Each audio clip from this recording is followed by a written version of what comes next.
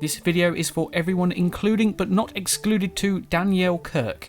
And if you want to get your name in the jar of names, all you have to do is keep commenting on these videos, and if you can tell what game we are referencing throughout this episode, let me know. Nothing is true, everything is permitted, but what is true is that it's E3 time. It's a bit like a gamer's Super Bowl. Hello? It's time for a conference call. Oh dear. So this is going to be a little bit different to what I usually do. This is going to be a podcast. It's going to be some brief descriptions and my thoughts on the games that were announced, and I'm going to talk about the press conferences that announced them as well. And just to make this podcast a little bit shorter, I've only picked a few of the games that were announced, just the ones that I feel like I could talk about. So let's start with the first conference. That was EA. There was some news for Titanfall 2 that was announced a while ago, but now it's sort of back and it's been fully shown off with its gameplay and everything. I really like the premise of the first game, although I'm not an online player, I'm more of a solo player, so I'm really excited that they're bringing in a better single-player game into this one. And I really like the fact that it looks like a lot like Transformers, and I really love the Titan that's called BT. That was amazing. We didn't really see much of the new Mass Effect Andromeda, but I really like the concept. It looks fantastic as well, and it just hopefully should be really good. It's set 1,000 years or something after the first trilogy. There was a new game called FE, or Fee. It's very confusing. It's definitely riding off the trails of Unraveled with Yanni, and I'm calling it now, the silent ones in the game, who are the enemies, they are definitely humans. We didn't really hear much about the Star Wars games either. We got a nice little show reel that shows you some things that are coming. There's definitely a big premise on new solo, story-related things in the future, and in the actual video that we saw, we could see some mocap of lightsaber battles, and VR is also announced for some of the games later on in the day. Max Ravage is also looking forward to some of the Star Wars stuff and is very excited about this Star Wars news. And we had the biggest game from the EA conference was Battlefield 1. There was a lot of big scale elements to the game with the big Zeppelins being taken down, and I really like the fact that with the EA they actually had a live stream of an online match after the conference. And Nick Pro is definitely excited for Battlefield 1. So after their first successful press conference last year, Bethesda was next on the list. They announced the Elder Scrolls Legends, which is basically a trading card game, which to me just feels like they're trying to cash in on the Hearthstone market. But I do really enjoy the fact that the narrative is that it's a story being told to us. And they talked about Fallout 4 as well with some new add-ons. They talked about Vault Tech Workshop, which is where you get to create your own Fallout vaults, which seems is not too bad. So I don't know why you'd want to make your own vault, but it looks like they're trying to ride the wave of the Fallout Shelter that was released on mobiles and tablets. And they also announced the add-on of Nuka World, which is where a big company has made a theme park, much like Disney World, so it seems really cool in that sense. 40k Warrior Man was actually a bit apprehensive with E3 this year because Fallout 4 was a big disappointment to him, so let us know what you thought about these add-ons. Thanks to a previous leak, we found out about the Skyrim remaster before E3. Personally, I'm still playing the old version, so it doesn't really appeal to me because I'm halfway through that game already. I personally think it doesn't look any different, but maybe that's because I'm just blind to Skyrim right now. But I do like the fact that they're trying to incorporate the mods onto the console versions as well, which is something that would have sold me the game if I wasn't already playing it. And they showed more of Dishonored 2, which looks very good. They actually said that there is a point where you're supposed to get powers. You can actually say no in this game, so you can have the entire game where you don't have any supernatural powers. I like the fact that you got to decide who you're going to play between. I'm not sure who is going to be the right one to choose. Like, if you choose one, will the other die, or will you both be around, but you'll just take the control of one of the characters? I'm not too sure. But I really like some of the new powers that you can have, such as the one called Domino, where you can link one person's fate to another. So if you kill one person, it will kill the other person that's linked to them through the domino.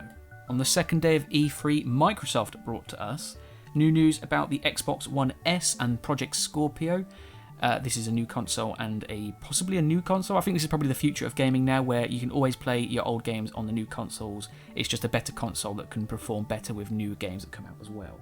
There was this Xbox Design Lab where you can make your own controllers. This seemed a bit meh at first. I didn't know what the price was going to be. It seems like it might be quite expensive. There are 8 million ways to make your controller different, but this started to be more appealing to me when I thought about the All For One trailers, where they used to play the gameplay and they had the different coloured controllers for PlayStation 3, and I really liked them. Plus, I also thought this would make a great gift, and I was actually going to get one of these from my friend for Christmas until I realised it's not in the UK, which is really sad. Dead Rising 4 was announced. This is set at Christmas. The music went perfectly to the gameplay. I really love the fact that you can now have a selfie mode where you can take selfies while you're playing the game. And if you watch the trailer, just look at that smile that Frank gives. That is just an amazing little cheeky smile that immediately cuts off after the photo is taken. We got to see some more of Sea of Thieves. This looks really interesting. We've already started getting a team together for our pirate crew. The game looks like there could be a few gameplay elements that could go a bit awry and a bit but But I really love the fact that there is customization with your ship and your character as well, which just appeals to me. We also got to see a trailer for the new State of Decay 2. I was actually looking forward to seeing a new State of Decay. I liked the first one, and when I first saw this trailer, immediately I called it, and I called what game it was going to be. Ubisoft was next. They talked about South Park Fractured But Whole. I love the jokes in this, with the J.J. Abrams joke and the Civil War jokes, and the fact that they're sort of contrasting the Civil War film. And I like the fact that the combat is now new and improved and looks a bit more developed than the first game. We saw some new footage for Honor. This is actually good. The blocking still looks quite difficult. It did remind me a lot of Rise, Son of Rome, which I loved that game, and I love the fact that there is actually a solo campaign in this, and it's not all online, which people thought it was. And we got to see some more of Watch Dogs 2 prior to the previous trailer that was released before E3. Apparently you can change your clothes in the game, which seems quite nice. There seems to be like a fun vibe of the game with the characters. And the music that they chose for the gameplay demo, you can actually choose yourself what music you listen to when you're playing the game, which I thought was really cool. And someone said that there could be a massive leap in terms of content, like Assassin's Creed 2 was to Assassin's Creed, where the sequel is just far more developed than the first one. Next up, we had the Sony conference. They announced the new God of War. This is a continuation of the Kratos story, and the whole game is going to be a father-son journey, much like what you saw in the trailer. And I love the fact that they've gone for a Norse mythology with the new gods. It's just fantastic that they're sort of diverging into different religious faiths. Max Ravage actually said that he thinks the new God of War looks just like The Last of Us, which, is that a bad thing? We saw the new IP of Days Gone. I thought this originally looked like a love letter to The Last of Us, but then I found out that they're not actually zombies. They're actually mutated humans, and there's a day and night cycle in the game where at night the not zombies, will be awake, and in the daytime they'll be more asleep, so you can actually plan around that. I'm a bit worried about the story. I'm not sure how much I'm going to like the story. I completely forgot about this game from last year, but Horizon Zero Dawn was there. We were shown that you can now have mounts. I love the fact that there's some old ruins from the first civilization, as I'm now going to call them. I originally thought that the main character, Aloy, was actually born in the village, but she's actually from a different origin. We don't know where she's from, so I'm calling it that she is half robot, half human, like an android. And I really love the fact that this is an RPG and you've got like the currency with some shopkeepers, and it's just going to be such a great game, I think. And we had a massive segment about Crash Bandicoot. I originally thought this was going to be a new one. Turns out it's not. They're just re-releasing the first 3. It'd be interesting to see how well this goes on the new market, because obviously nowadays it's more shooters and third-person action adventures. Whether or not we'll see a new Crash Bandicoot depends on a lot of factors, really. I think a great game to keep an eye on will be Yooka-Laylee, to see how well that does, because that's a similar sort of gameplay style. So if that performs well, then a new Crash Bandicoot could possibly survive in this market. Max Ravage actually commented on the Crash Bandicoot series, and they're hoping that they don't mess it up. And finally, we had one of the biggest surprises at E3. That is the PlayStation 4 Spider-Man, made by, wait for it, Insomniac Games, who also made Ratchet & Clank, one of my favourite games ever. When I saw this trailer, I nearly died, and just some of the moves in the game look very, very satisfying. Eli Gannon is actually looking forward to Spider-Man because Insomniac is behind it, and I understand I know where you're coming from, man. The Nintendo Treehouse event focused mainly on The Legend of Zelda Breath of the Wild. I was a bit concerned at first. I didn't know there was going to be a story, but there is actually going to be a story. The exploration looks amazing, just like the first game was. With the amiibos, they announced the Wolf Link that you could have got before, and if you use it in Breath of the Wild, then you can actually have a Wolf Link companion that helps you out in the game, which I really enjoy, and that's actually made me want to get this amiibo, my first amiibo, so I will actually probably get this when I play the game. Now just a few of the games that I've put into a show floor category. We had Recall for the Xbox. The main character just looks like Rey from Star Wars. You can get some core upgrades for your robots, which I think sounds quite cool, by ripping the cores out of other robots. And there's going to be an overworld system in the game where you have to go into dungeons and stuff like that. Detroit Become Human was announced. In the first scene that we showed, there was possibly 6 endings, which doesn't seem like a lot. All of the main characters are going to be androids, which seems very interesting, and it just looks like another Heavy Rain, if I'm honest. We got to see Resident Evil 7. This actually looks very scary in VR especially, and it's just like the game should be called Nope. And it's when you see that first zombie, everyone was just like, nope. And it actually looks very different to the other Resident Evils. Like, I didn't know it was going to be Resident Evil at all. Blink and you'll miss it, but in the Xbox conference with a little collage of indie games, we saw For the King. This looks like a very blocky adventure with a lot of loot and looks great with all the different characters in the adventure and everything. However, it is going to be a roguelike game, which turns me a little bit negative towards the game, where originally it looked like a great game that I was going to enjoy. And we saw Scalebound. I like the fact that in this you can actually have a customizable dragon. You can have like a wyvern, which is faster, a T-Rex dragon, and like a proper dragon with the 4 legs, which is more of a tank.